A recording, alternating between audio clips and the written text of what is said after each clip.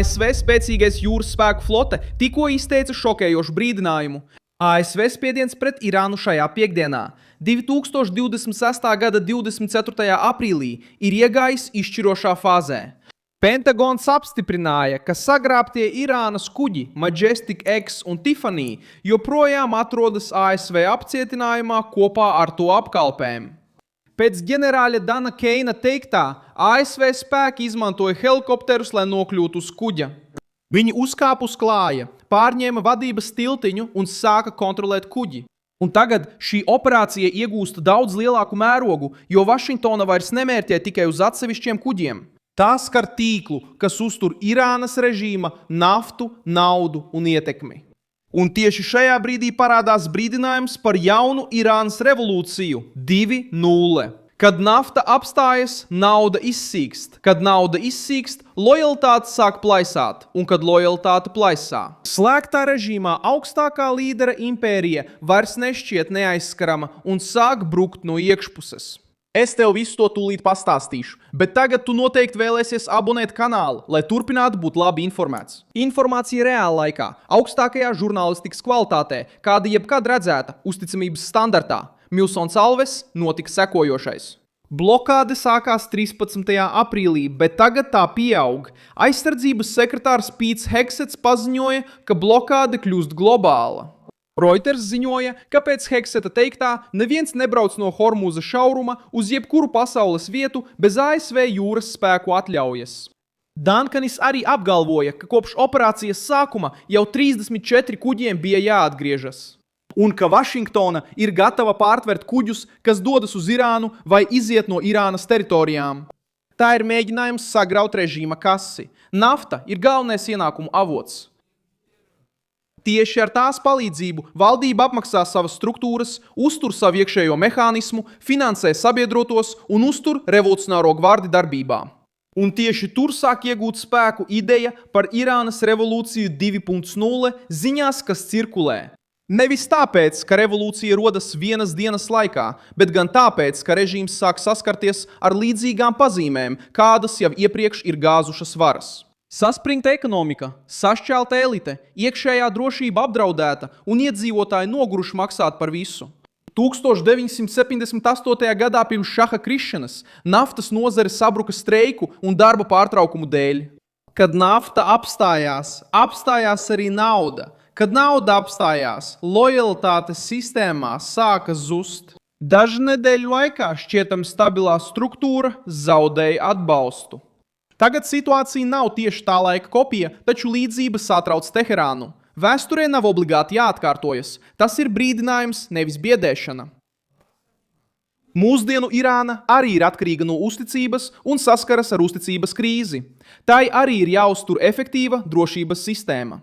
Un tagad tas nav tikai stāsts, ka Amerikas Savienotās valstis uzbrūk tieši ceļam, kas nodrošina naudas plūsmu sistēmā. Režīma problēma ir vienkārši saprotama. Autoritārs valdības režīms var izdzīvot ilgu laiku, balstoties uz bailēm, propagandu un represijām. Bet tam jāmaksā karavīriem, aģentiem, ierēģiem, milicijām, operatoriem, sabiedrotajiem un uzņēmumiem, kas uztur sistēmu. Kad šī nauda sāk pietrūkt, jautājums mainās. Vairs nav tikai jautājums, vai režīms spēj stāties pretī Vašingtonai. Jautājums kļūst par to, vai režīms spēj noturēt savu paša bāzi paklausībā. Trumps to saprata un uzreiz uzbruka tieši. Saskaņā ar Axios teikto, Amerikas Savienoto Valstu prezidents deva īsu laika logu, lai Irānas frakcijas varētu organizēties un sniegt saskaņotu atbildi. Ziņojumā teikts, ka Vašingtona saskata plaisu starp civilajiem un militāriem sarunvedējiem, kas saistīti ar revolucionāro gvardi, un pat ir šaubas par to, kam patiesībā ir reāls pilnvaras pateikt jā vienošanās noslēgšanai. Amerikāņu amatpersona norādīja, ka Donalds Trumps būtu gatavs dot Irānai tikai vēl 3 līdz 5 dienas, lai atrisinātu šo iekšējo neskaidrību. Teherāna mēģināja atbildēt ar vienotības runu. Irānas amatpersonas apgalvoja, ka nav ne radikāļu, ne mēreno. Ir tikai irāņi un revolucionāri, visi paklausīgi augstākajam līderim. Taču šim apgalvojumam ir problēma. Tas cenšas noliegt tieši to, ko pasaule jau ir pamanījusi. Kad režīmam skaļi jāapliecina vienotība, tas nozīmē, ka šķelšanās jau ir kļuvusi par politisku draudu. Tikmēr blokāde turpina pastiprināties. Ēnu flote, kas agrāk kalpoja kā bēgšanas ceļš, tagad ir kļuvusi par tiešu mērķi. Kuģi parasti maina karogus, slēpj maršrutus, izslēdz izsekošanas ierīces un izmanto starpnieku uzņēmumus, lai pārdotu sankcionēto naftu. Baltā nama arī pastiprināja ekonomisko spiedienu uz starpnieku pircējiem. Associated Press ziņoja, ka Trumpa valdība noteica sankcijas lielai Ķīnā bāzētai naftas pārstrādes rūpnīcai un aptuveni 40 kuģniecības uzņēmumiem un naftas tankuģiem, kas iesaistīti Irānas naftas pārvadāšanā. Atbalstīt Teherānas galveno ienākumu avotu un izolēt uzņēmumus, kas palīdz Irānai pārvietot savu naftu. ASV Finanšu ministrija paziņoja, ka turpinās pastiprināt spiedienu uz starpnieku kuģu un pircēju tīklu, ko izmanto režīms.